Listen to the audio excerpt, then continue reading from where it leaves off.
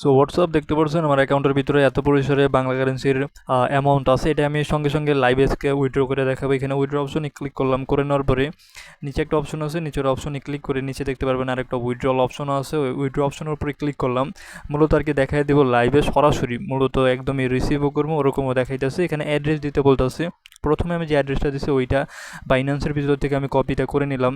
করে নেওয়ার পরে এখন এখানে পেস্টটা করবো।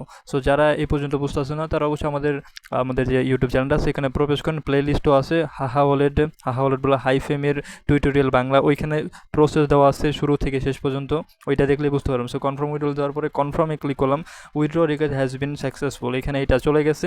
আমরা একটু পরে দেখতে পারবো যে রিসিভও হয়েছে। সো বাইন্যান্স আসার পর দেখতে পাচ্ছেন এখানে প্রসেসিংয়ে চলে গেছে, মানে ব্লকচেন যেটা আছে ব্লকচেন প্রসেসিং হওয়ার পরই এখানে কিন্তু ক্রেডিট স্টেট মানে আপনার অ্যাকাউন্টের ভিতরে স্পট অ্যাকাউন্টে কিন্তু চলে যাবে ইউএসডিটিটা। সেভাবে মূলত লাইভে উইথড্রলটা আপনি করবেন, আপনার অ্যাকাউন্টে যত অ্যামাউন্টও জমা হবে।